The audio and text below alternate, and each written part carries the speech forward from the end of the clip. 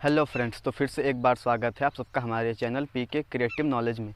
तो पिछली वीडियो में हमने पढ़ा था कि पास्ट परफेक्ट टेंस क्या होते हैं और आज हम पढ़ने वाले हैं कॉम्प्लेक्स पास्ट परफेक्ट टेंस। मतलब कि पिछले वीडियो के वाक्यों में हमने देखा था कि हम सिर्फ साधारण वाक्यों को ही कर रहे थे, लेकिन इस वीडियो में हम करने वाले हैं उस प्रकार के वाक्य जिसमें बाद शब्द या पहले शब्द आ जाता है। तो हम देखेंगे कि उसका ट्रांसलेट किस प्रकार से किया जाता है। तो अगर आप लोग चैनल पर नए हैं तो चैनल को सब्सक्राइब कर लीजिए और आपको अगर वीडियो पसंद आती है तो वीडियो को लाइक भी कीजिएगा। चलिए शुरू करते हैं।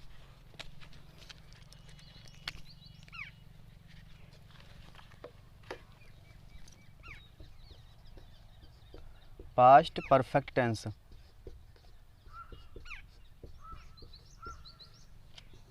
तो पास्ट परफेक्ट टेंस में जो कॉम्प्लेक्स सेंटेंस होते हैं वो दो प्रकार के होते हैं। एक वाक्य में तो बाद शब्द आता है और एक वाक्य में पहले शब्द आता है।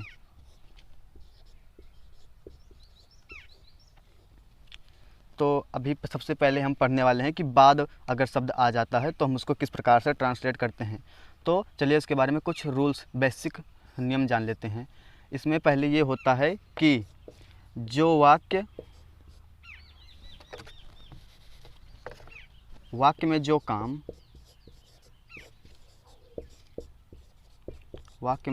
काम पहले होता है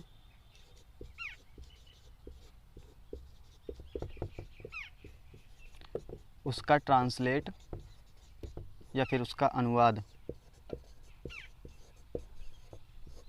हम करते हैं पास्ट परफेक्ट टेंस में।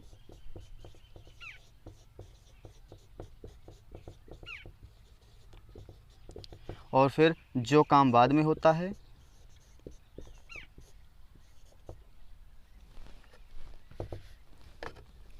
जो काम बाद में होगा उसका अनुवाद हम करेंगे पास्ट इंडेफिनिट टेंस में।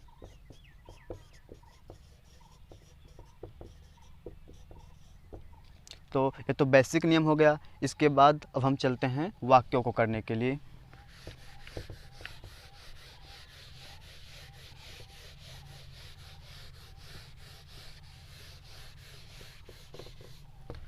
तो एक वाक्य हम देखते हैं कि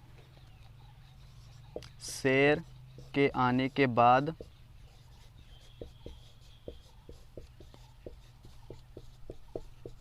सभी जानवर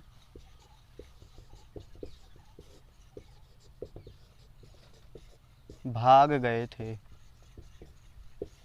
है कि शेर के आने के बाद सभी जानवर भाग गए थे। तो बाद शब्द यहाँ पर आया है, तो इसे सबसे पहले हम देखते हैं कि इसमें ट्रांसलेट तो हमेशा किया जाएगा, जो राइट में आया रहेगा उसी का ट्रांसलेट पहले किया जाएगा, राइट वाले सेंटेंस का। तो इसमें देखते हैं हम कि काम सभी जानवर भाग गए थे, लेकिन कब भागे थे?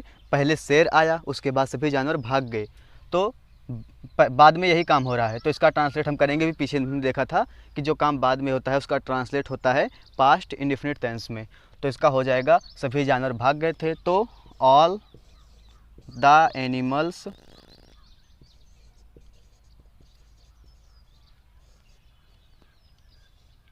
Go away, run away, run away. और उसके बाद शब्द आया है, तो बाद शब्द की अंग्रेजी होती है आफ्टर। उसके बाद तो शेर पहले आया था, मतलब कि शेर के आने का काम पहले हुआ है। तो जो काम पहले होता है उसका ट्रांसलेट किया जाता है पास्ट परफेक्ट टेंस में। तो after the lion had come. तो एक बार आप लोग इसको देख लीजिए, उसके बाद चलिए एक वाक्य और कर लेते हैं।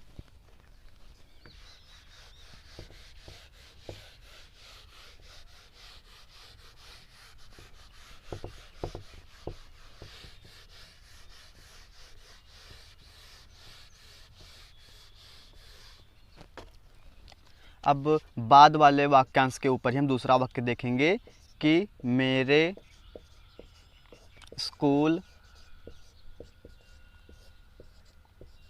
पहुंचने के बाद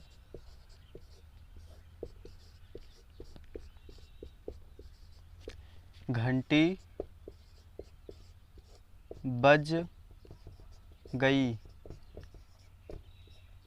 तो इसमें आप लोगों को एक बात हमेशा ध्यान रखनी है कि जो बाद शब्द या पहले वाला जब पढ़ेंगे तो जो पहला शब्द आया रहेगा तो उसके इस साइड यानी कि राइट साइड में जो वाक्यांश आया रहता है उसका ट्रांसलेट पहले किया जाता है। वो काम चाहे पहले हुआ हो या फिर चाहे बाद में हुआ हो, तो इसका ट्रांसलेट पहले किया जाएगा। और देखते हैं तो पहले मैं स्कूल पहुंचा, उसके बाद घंटी बजी, मतलब कि ये काम बाद में हो रहा है, इसलिए इसका ट्रांसलेट कैसे किया जाएगा?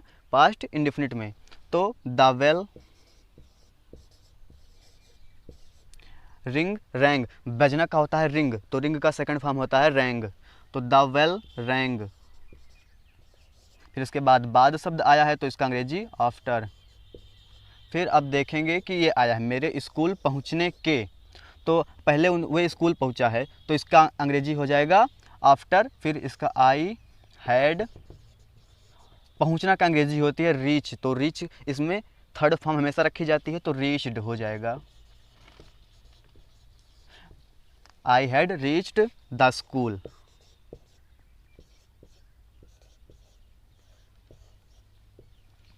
तो आप लोग इसे देख लीजिए और मैं आशा करता हूँ कि आप लोगों को ये वीडियो समझ आ। दोस्तों फिर अब दूसरी बार हम पढ़ने वाले हैं वे वाक्य जो पहले शब्द से प्रारंभ होते हैं।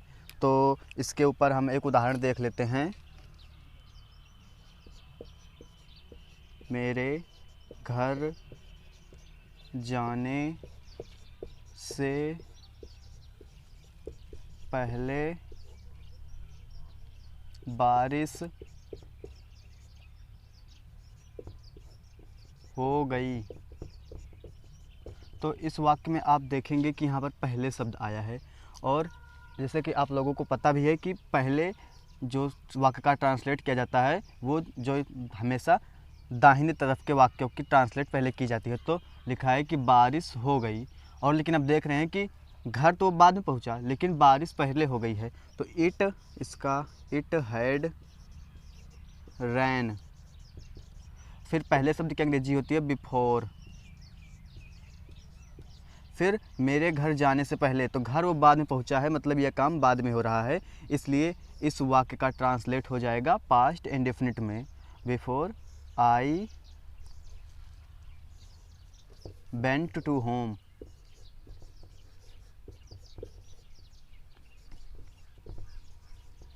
तो इसके ऊपर हम एक उदाहरण और देख लेते हैं, पहले आप लोग इसे देख लीजिए एक बार।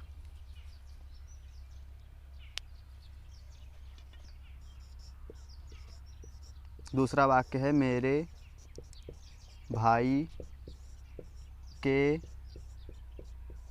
बाजार जाने से पहले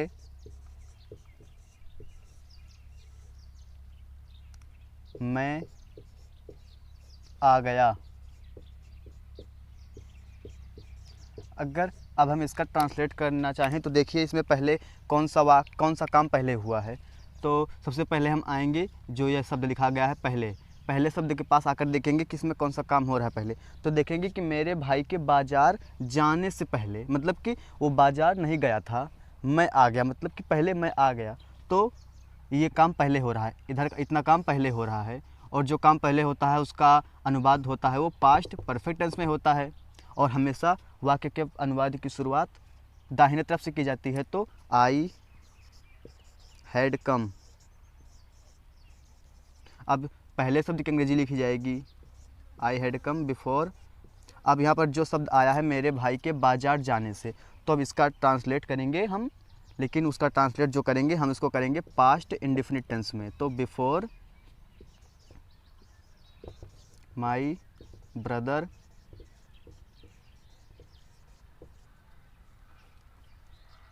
वेंट टू मार्केट।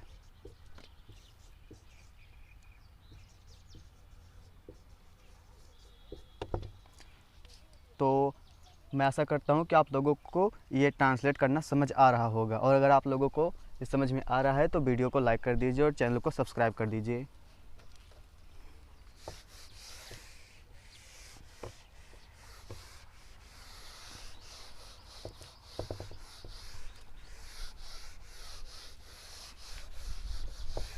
अब चलिए हम इस पूरे वाक्य की एक समरी देख लेते हैं, मतलब कि इस पूरे टेंस इस पूरे पैसेज में हमने क्या पढ़ा है।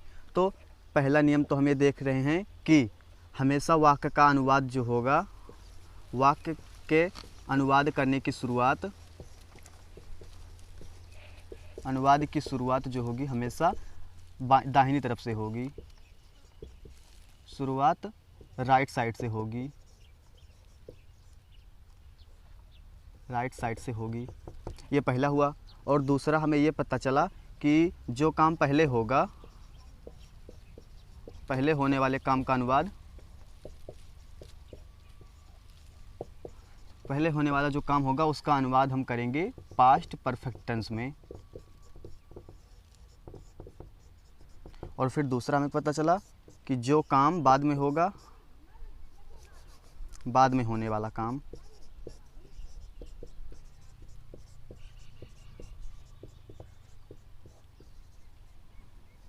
अब जो काम बाद में होगा उसका अनुवाद होगा पास्ट इंडेफिनिट टेंस में।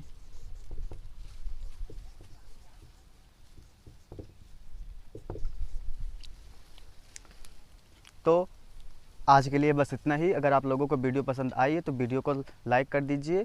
अब हम मिलते हैं अगले वीडियो में।